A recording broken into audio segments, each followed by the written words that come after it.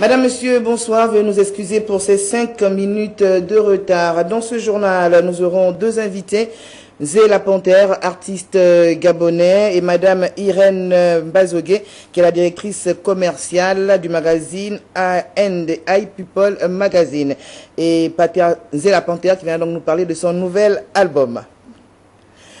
Madame, Monsieur, bonsoir. Un nouvel évêque à l'église post-missionnaire située à Ovendo. Yves Mapakou est l'heureux élu. Une ambiance à laquelle ont pris part plusieurs invités de pays voisins. Parmi les fidèles, notre reporter Téclair Mekui Movono. L'ordination le 15 décembre dernier d'un nouvel évêque servant dans les églises post-missionnaires du Gabon était salutaire pour les fidèles de cette église. Il s'agit de l'évêque Yves Mapakou de Saint-Fidèle. Un culte d'ordination qui a vu la présence de nombreux fidèles venus soutenir leur nouvel évêque dans la foi. Seigneur, Seigneur Dieu, Seigneur Dieu, Seigneur Dieu, je sais que tu exauces. Effectué par l'archevêque Dieudonné Kaleta de la République démocratique du Congo, président en exercice des églises post-missionnaires, le sacre de l'évêque Yves Mapakou de Saint-Fidèle était empreint d'une grande ferveur. Je voudrais remercier premièrement Dieu qui a rendu possible cet événement. Et je voudrais dire à tous ceux qui ont participé à ce sacre ou qui prennent maintenant l'information en cours, pour vous dire que Dieu a tourné une nouvelle page pour mon histoire, pour ma vie. Et je sais que Dieu a des plans magnifiques pour chacun de vous. Vous qui êtes désespérés, vous qui avez certainement mis un point final à votre vie, j'aimerais vous dire qu'il y a toujours de l'espoir tant que vous vivez. Investi de nouvelles responsabilités au sein des églises post-missionnaires au Gabon, l'évêque Yves Mapakou entend se mettre pleinement au service de Dieu.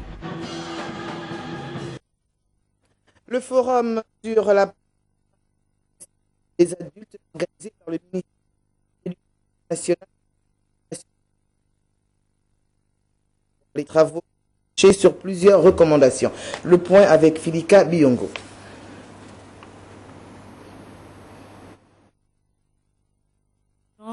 Se tient 38 ans après sa création. Les assises de ce jour visaient à examiner les différentes réalisations entreprises dans le cadre du projet de réforme de cette école. La date de ce conseil arrive à point nommé à un moment où l'ENEF s'inscrit dans la période transitoire relative à la mise en œuvre de la réorientation administrative, pédagogique ainsi que de sa délocalisation prochaine à Ouagadougou de la province de l'Ogooué-Ivido. Sur le plan stratégique, la réforme de l'ENEF, initialisée depuis 2005, en vue d'une nouvelle ENEF, soit 8 ans totalisés à ce jour, devrait avoir dépassé la phase conceptuelle pour se consacrer à la phase de son opérationnalisation en prenant soin d'intégrer les préoccupations de pouvoir public. Au terme de 6 heures de travail, plusieurs points ont été revus et des résolutions amendées. Un gros travail d'études diagnostiques a été réalisé et ce qui manque maintenant, c'est la mise en œuvre de ce programme. Et donc 3 résolutions fortes faites par les commissaires ont été proposées, à savoir que l'ensemble de l'étude du travail sur la réorganisation, sur la réforme doit être présenté à l'autorité de tutelle. La deuxième, c'est de mettre en place un comité de suivi qui va être en charge de pouvoir prendre en main l'ensemble de toutes les questions soulevées. Et la troisième résolution, c'est celle de pouvoir finaliser le formatage de la partie institutionnelle et organisationnelle, l'ensemble des textes réglementaires. Il faut dire que les échanges de ces experts scientifiques réunis à l'ENEF contribueront efficacement à préparer le prochain conseil d'administration de l'École nationale des eaux et forêts qui se tiendra le 17 janvier prochain. Je vous le disais, le forum sur l'apprentissage et l'éducation des adultes organisé par le ministère de l'Éducation nationale et la Commission nationale de l'UNESCO a clos ses travaux hier. Les travaux ont débouché sur plusieurs recommandations. Reportage Filika Biongo. Le premier forum national en matière d'apprentissage et d'éducation des adultes aura favorisé la compréhension du rôle que doit jouer l'adulte dans la mise en œuvre du plan stratégique Gabon émergent. Nous avions travaillé pendant 3 jours d'arrache-pied. pour atteindre ces objectifs, et j'estime que ces objectifs sont atteints. À l'issue des travaux, il ressort des recommandations formulées à l'endroit des familles, de la société civile, puis du gouvernement. Lesquelles suggestions sont de nature à booster le secteur? Les participants ont demandé à l'ensemble de la société civile de s'engager davantage aux côtés du gouvernement pour promouvoir l'apprentissage et l'éducation des adultes. Les participants au forum ont demandé à chaque famille de jouer pleinement son rôle en matière d'éducation de base. Les participants ont également demandé la mobilisation des ressources financières nécessaires pour la mise en exécution des actes du forum. Il convient également pour les initiateurs de ce rendez-vous de revenir sur les raisons qui ont suscité ce dialogue.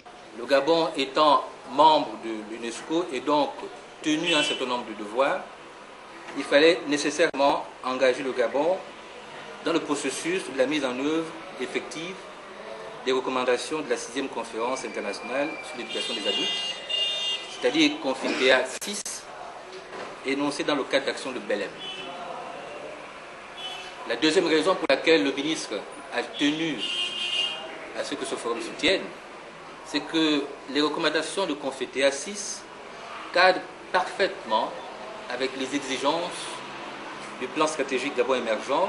L'organisation de ce forum qui s'achève tombe à point nommé dans la mesure où le Gabon ambitionne de se hisser au rang des pays émergents à l'horizon 2025. Un essor qui passe nécessairement par la formation des ressources humaines. Le ministre de l'Éducation nationale, Séraphin Mundunga, a effectué hier à Libreville une descente sur les différents chantiers de construction de nouveaux bâtiments devant abriter plusieurs salles de classe afin de s'enquérir de l'état d'avancement des travaux exécutés par l'ANGT, l'Agence nationale des grands travaux. Le point avec Tatiana Miko. Le système éducatif gabonais sur le chemin de la modernisation. Pour l'atteinte de cet objectif, le ministère de tutelle s'est engagé dans plusieurs réformes, parmi lesquelles la réhabilitation des espaces d'études. Sur les différents sites des 5 chantiers, le ministre de l'Éducation nationale. Ici, Séraphin Mundunga est venu se faire une idée de l'état d'avancement des travaux. Sur place, 4 grands chantiers sont opérationnels. Les CS Anjemba, Léomba, le grand amphi de l'université Omar Bongo et l'école normale supérieure d'enseignement technique, tous deux avec une capacité d'accueil de près de 1200 places. S'agissant du CS d'Angondje, la première partie livrée, le reste des travaux est en voie de finition. L'Agence nationale des grands travaux commise à la tâche rassure. Effectivement, c'est prévu dès la rentrée janvier, les élèves vont occuper les salles de classe. Ce qui reste à faire, c'est des petites choses, comme vous avez constaté, c'est de peinture, l'assainissement, et puis ce sera fait prêt. À l'arrivée, le ministre Séraphin Mundunga, satisfait dans l'ensemble, n'a pas caché son ressenti. J'ai constaté ceux qui ont été avec moi à la première visite des chantiers que nous avions effectués au mois de septembre avec l'ANGT. Vous avez constaté que des travaux qui étaient inachevés au mois de septembre sont totalement achevés dans beaucoup de bassins pédagogiques, ce qui nous permet d'organiser la rentrée de janvier en utilisant déjà certains des nouveaux bâtiments qui sont livrés. L'objectif étant, celui qui nous a été fixé par le président de la République, chef de l'État, c'est d'atteindre à la rentrée de septembre 2014 des effectifs de 50 élèves maximum en moyenne par salle de classe et à la rentrée de septembre 2015 des effectifs de 35 élèves par classe. Aujourd'hui, des réformes sont à prévoir dans toutes les composantes du système éducatif gabonais, surtout en cette période où le secteur fait face à de nombreux remous. Le ministre de la Justice, garde des Sceaux, des Droits humains et des relations avec les institutions constitutionnelles donnera une conférence de presse demain, lundi 30 décembre à 9 h au siège du ministère. Ida Reteno Assenouin, qui a remis des véhicules au commandant en chef de la sécurité pénitentiaire. C'était il y a quelques jours. Ces véhicules destinés au directeur des prisons de l'intérieur du pays, mais également celles de Libreville, seront donnés aux concernés par le premier responsable de la sécurité pénitentiaire, le général shérif Mohamed Manza. Compte rendu, Paulin Siaki. En chef de la sécurité pénitentiaire s'est tenue une cérémonie d'importance, rehaussée par la présence du ministre de la Justice, Ida Reteno Assenouin, qui a procédé à la remise officielle de 9 véhicules tout-terrain destinés au directeur des prisons centrales de l'intérieur du pays, via le commandant en chef de la sécurité pénitentiaire, shérif Mohamed Manza. Il est important de booster, ce sont vos mots, vos collaborateurs.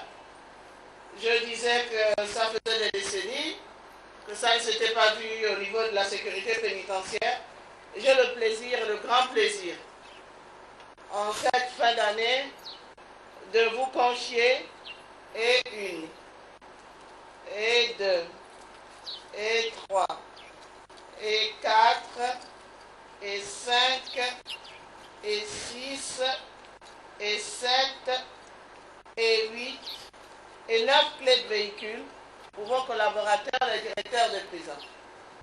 Ces véhicules qui viennent d'être réceptionnés officiellement par le premier responsable de la sécurité pénitentiaire seront remis par lui au directeur de prison du pays pour renforcer leur capacité opérationnelle. Après l'appel de prudence lancé sur la voie publique, lancé il y a quelques jours par le directeur de la sécurité routière, aujourd'hui, c'est le docteur Alphonse Louma, président de l'association Agir pour le Gabon, qui donne à son tour quelques conseils pour bien passer les fêtes de fin d'année. Nous l'écoutons.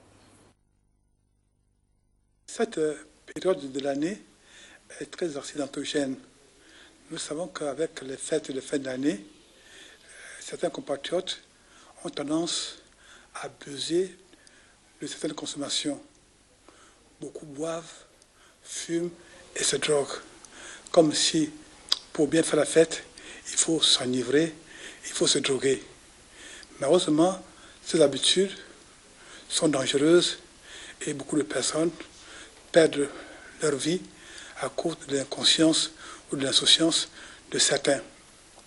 Alors, tout en souhaitant une bonne et heureuse année 2014 à toutes et à tous, nous souhaiterions que nous puissions comprendre qu'après les fêtes, il y a une vie. Il y a une vie après les fêtes.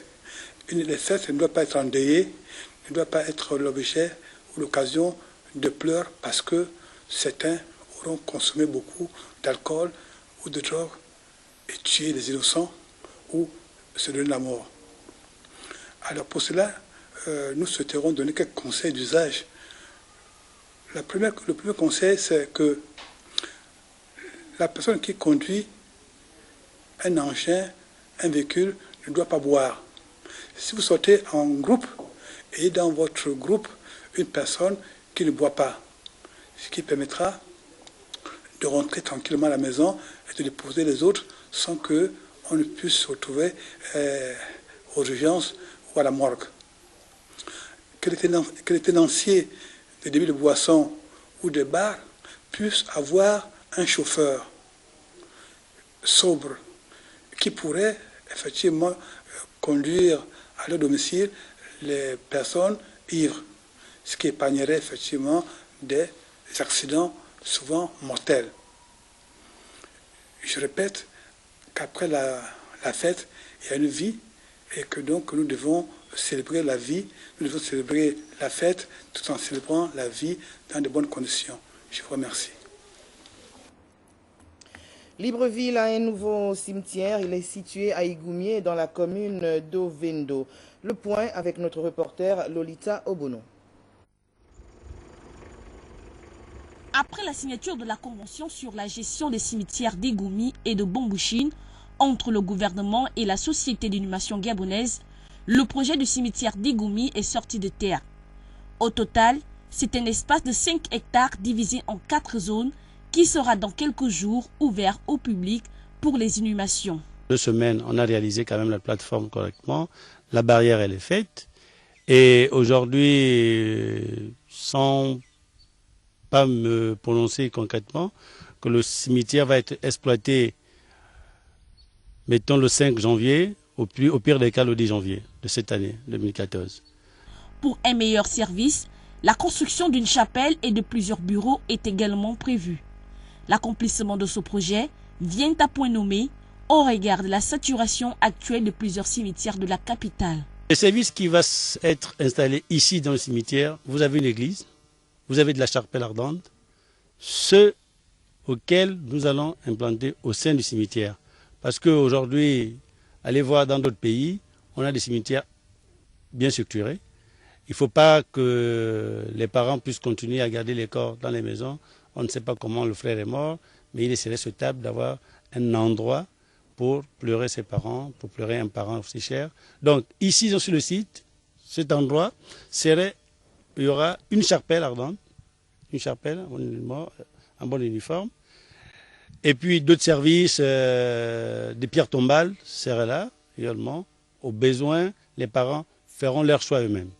Accessibles, les travaux de la route sont actuellement exécutés. Le nouveau cimetière, situé au village Ngani dans la commune d'Ovendo, permettra désormais aux populations d'accompagner leurs proches. Et puis nous recevons notre première invitée. Il s'agit de Madame Irène Mbazogué. Elle est la directrice commerciale du magazine A&Y People Magazine. C'est bien cela, Madame Mbazogué? Oui. Je pense que là j'ai bien prononcé. Oui, vous avez bien prononcé. D'accord. Alors ce magazine, il existe donc depuis combien de temps maintenant? Depuis cette année, on est à la 4e parution de notre magazine. Donc, pour ceux qui le connaissent, il est sur les bacs. Notre réseau de distribution est celui de Sogabresse. Donc, on l'a de la plus grande surface au plus petit revendeur au quartier. D'accord. Donc, c'est une initiative en fait de mademoiselle Sandrine Ogwebanja, donc qui est une jeune compatriote à qui déjà nous disons félicitations. Alors, dites-moi, ce magazine, il est donc publié, en fait, il est distribué pratiquement sur tout le territoire national. Et quels sont les thèmes qui sont les thèmes, en fait, comme vous l'avez dit tout à l'heure, c'est un magazine People. Oui. À l'intérieur, on retrouve de la cuisine, on retrouve tout ce qui se passe à Libreville, toutes les cérémonies mondaines, bien entendu. Comme c'est un magazine, il faudrait qu'on nous invite parce qu'on ne peut pas faire, comment dire, on ne peut pas faire de l'aumône, on ne peut pas faire de la gratuité. Donc, en fait, pour qu'on soit présent, il va bien falloir qu'on nous invite. D'accord. Donc, si je comprends bien, A&Y People Magazine ne va pas vers l'événement, vers l'information. Il faudrait qu'on vous invite? En fait, on va vers les différents annonceurs, c'est-à-dire même un événement que vous couvrez à la RTG, vous pouvez nous appeler et puis vous allez paraître dans notre magazine. En fait, quand je disais tout à l'heure qu'il faudrait qu'on nous appelle, c'est dans le sens que, comme je vais me répéter, nous ne faisons pas dans la gratuité. Donc, en fait, vous savez que l'impression est coûteuse. Moi, qui suis en face de vous, je ne fais pas du bénévolat, donc il faut bien qu'on me paye. Donc, en fait, pour paraître dans notre magazine, comme je le disais tout à l'heure, il faut simplement nous appeler ou quand les différents commerciaux s'adressent à tous les annonceurs, être d'accord pour le principe et puis tout de suite après... on vient, on filme, on fait soit de la publicité ou des reportages. Alors, quels sont vos contacts? Nos contacts, ils sont sur le magazine. Bon, je peux vous donner le mien, que j'ai en tête. Malheureusement, je n'ai pas ceux de toute l'équipe commerciale. Je réponds au 07 37 96 05. Alors, vu la qualité de ce magazine, on peut savoir, est-ce qu'il est imprimé? Il est imprimé à Libreville? Non, nous ne le faisons pas imprimer à Libreville parce que malheureusement, vous savez que Multipresse est assez coûteux. Donc on est bien obligé de le faire imprimer ailleurs. Mais comme vous remarquez, la qualité de l'impression est là et je ne pense pas que la plupart des annonceurs sont déçus. D'accord. En tout cas, mesdames et messieurs, c'est un très beau magazine. En tout cas, beaucoup de rubriques, mais je remarque qu'il y a beaucoup plus de rubriques sur les étrangers. C'est dû à quoi? Non, en fait, je me répète, comme je disais tantôt, nous n'avons même pas encore 6 mois d'existence, nous sommes tout neufs. Donc notre souhait, ce serait qu'il y ait le plus d'annonceurs gabonais.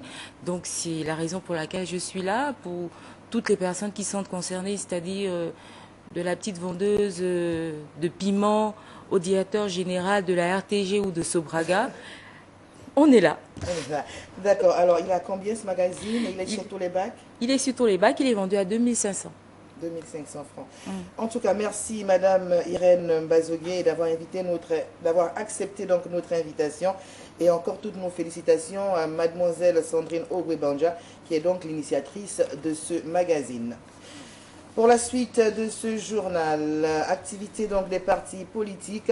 Après la proclamation des résultats des dernières locales, Jean-Boniface Assélé met en garde les élus CLR.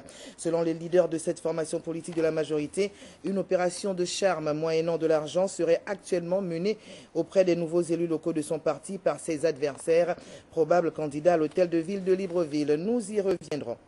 Et puis les têtes de liste PDG du 2e et 3e arrondissement de Toum ont célébré leur victoire en présence du doyen Paul Biyogemba. Le point, Frédéric Alogoy, c'est ça. Ici à Bikele, où les têtes de liste des 3e et 2e arrondissements naissants de Ntoum, Paul Biyogemba et Aloïs Bekalentutum, ont convié leurs colistiers respectifs et les populations environnantes à venir savourer la victoire acquise par le Parti démocratique gabonais lors du scrutin du 14 décembre 2013. Élection au cours de laquelle le PDG a réalisé un raz-de-marée face à ses adversaires dans la commune de Ntoum. Il s'est également agi de la politique qui sera menée par ces hommes et femmes appelés à gérer les conseils au cours des 5 prochaines années. Je voudrais que chacun de nous puisse se sentir l'un des gagnants. La victoire appartient à tout le monde. La victoire appartient à tous ceux qui ont mouillé le maillot. La victoire appartient à tous ceux qui se sont rendus au bureau de vote pour voter les listes conduites par Aloïs Bekalentutum et Paul Biyogemba pour le compte du PDG. C'est la victoire de tous les habitants de ces 2 circonscriptions. Offrir une meilleure vie aux électeurs et électrices, la victoire appartient à tous ceux qui ont mouillé le maillot, mais le plus difficile reste à venir. Paul Biyogemba. Maintenant, une élection, à mon avis, c'est la chose la plus facile. Être élu, c'est la chose la plus simple. Le plus difficile reste à venir. Le plus difficile, c'est de remplir notre... Le plus difficile, c'est de satisfaire les attentes justes des populations. Le plus difficile, c'est d'apporter effectivement cette meilleure vie, comme nous le souhaitons. Et pour y parvenir, il faut, en plus du parti auquel nous appartenons, il faut que chacune et chacun de vous apporte sa contribution en idées, en solutions de travail, en conseil, en suivi. Ne laissez pas les conseillers évoluer seuls. Soyez à côté d'eux, conseillez-les, faites-leur les remarques qui s'imposent gentiment, courtoisement, mais fermement. Ne pas laisser les conseillers seuls, ils doivent bénéficier des avis de tous, dira en définitive Paul Biyogemba, qui a demandé à ces derniers de rester auprès d'eux en étant à leur écoute. C'est ainsi que les électeurs, au bout de 5 ans, jugeront que le travail a été bien accompli. Deuxième invité du journal, nous recevons à présent le premier supporter des Panthères du Gabon. Il s'agit de Zéla Panthère. Zéla Panthère, bonsoir. Il est donc là pour nous présenter son 2e album. Avant que de nous le présenter, alors Zéla Panthère, là, vous avez suivi donc le magazine d'une compatriote, Amandine Ogwebanja. Qu'est-ce que vous en pensez? Vraiment, c'est une bonne chose. C'est de ça que le Gabon a besoin en ce moment, des gens qui émergent. Voilà, parce que ça, ce sont des trucs qui étaient avant, où il fallait peut-être aller hors du pays pour découvrir. Mais quand le Gabon a des étoiles comme ça, des étoiles montantes, vraiment, félicitations à toi, Amandine Ogwebanja, vraiment, ça c'est une merveille. Parce que ce magazine, je l'ai parcouru là dans les coulisses, vraiment, ça ne ressemble même pas que c'est une Gabonaise qui a fait ça. Donc vraiment, tout le Gabon, je vous encourage vraiment à soutenir cette compatriote qui émerge, qui avance, qui essaie d'avancer. Donc tous les encouragements donc à Amandine Ogwebanja de la part c'est une merveille, c'est une Zé merveille. La Panthère. Alors Zé La Panthère, là c'est le deuxième album. Oui. Vous êtes le premier, je le disais tantôt, le premier supporter des Panthères du Gabon. Oui. Il y a eu le premier album. Là, c'est le deuxième album. C'est toujours pour les Panthères? Ouais, bon, en attendant, vous savez, bon, je tiens d'abord à féliciter les Panthères tout récemment qui ont eu la coupe de la CEMAC. Je tiens vraiment à féliciter surtout Daniel Cousin de son effort et de tous les gens qui ont joué, qui ont rapporté, qui ont fait honneur au pays. Bon, en attendant qu'on attend la CAN 2012, qu'on sera qualifié encore, en attendant qu'on attend la Coupe du Monde. Donc, je ne peux pas laisser mes supporters comme ça. Donc j'amène un nouveau bébé qu'on doit danser pendant 2014. Donc voilà, le nouveau. Alors là, je vois le deuxième titre corrigé. Il parle de quoi? Bon, non, on peut d'abord parler du premier titre, parce que c'est le titre phare. Non, mais moi, pour l'instant, je veux savoir corriger pourquoi. Bon, corriger, là, c'est un titre que j'ai fait pour les Africains. Ça veut dire, là, je parle un peu des pays africains. Corriger, ça veut dire qu'il y a trop de fausses notes en Afrique en ce moment. Et nous le découvrons qu'il y a les fausses notes. Il est temps, en 2014, nous ne devons pas passer 2014 dans les fausses notes. Vous savez, en musique, moi, je suis musicien, quand vous faites les fausses notes, la musique ne peut pas être belle. C'est de même pour un professeur ou un maître, quand un élève fait des fausses notes, ça ne peut pas laisser. Voilà, j'interpelle à tous les pays africains de corriger les fausses notes. Il y a trop de fausses notes en Afrique. Alors maintenant, on revient sur le premier titre, oui. Awal Binga. Awal Binga, ça c'est un morceau qui est chanté en langue traditionnelle africaine, précisément en Afrique centrale, au Gabon, particulier au Wellington, toujours dans mon style trop chaud et l'on trop chaud. Donc Binga, Awal c'est l'heure. Voilà, Binga, Bi c'est le pluriel, Inga c'est une canne à pêche. Donc ça veut dire, vous savez, nous les hommes, comme vous les femmes aussi, il y a une certaine heure de donner les rendez-vous aux petites. Hein? Bon, maintenant, pendant la période de la bonne année, des fêtes, hein, on donne rendez-vous au téléphone et puis il y a une certaine heure, on regarde si le rendez-vous approprié qu'on a donné et voilà. D'accord, donc cet album a 5 titres. 5 titres, oui. Il est vendu à combien et on le trouve où? On le trouve dans tous les grands discotypes de la place, à Libreville. Donc ça veut dire, vous allez au discotype Mbolo, il est déjà disponible là-bas, il a 7000 francs. Vous allez au discotype Kafou Léomba, vous allez à Wenje, à Sono Music, l'album est à 7000 francs. Et l'album est de bonne facture et vraiment c'est un album qui porte et qui est chaud parce que là c'est la culture du Gabon qui se réveille de plus en plus et on doit danser pendant ces fêtes. Awala et Kuyang, Awalbek Babobinga. Merci Zé La Panthère. Donc son deuxième album, il est vendu à 7000 francs. Oui, c'est moi qui vous remercie parce que je voulais remercier les gens qui m'ont aidé un peu. Vous voyez, il faut toujours remercier. Je remercie ici là l'honorable Ernest Mpoué, vraiment un honorable de bon cœur qui m'a aidé à produire cet album. Je remercie Nicolas Cédé. Je remercie ici monsieur le directeur général de la Gabon Télévision, monsieur David Lamitsa, vraiment un homme de grand cœur qui contribue à l'épanouissement des artistes.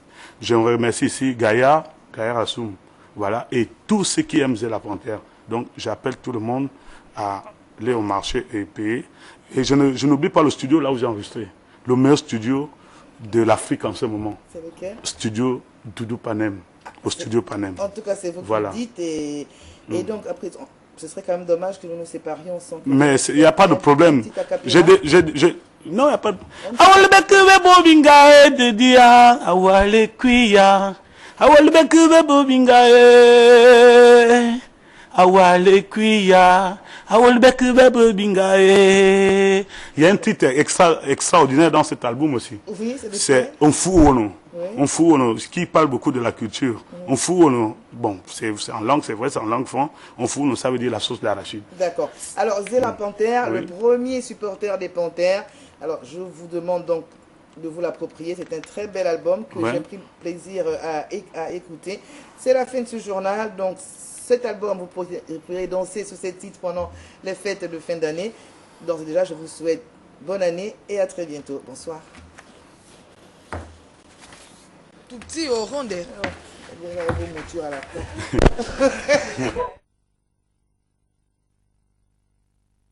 Désir.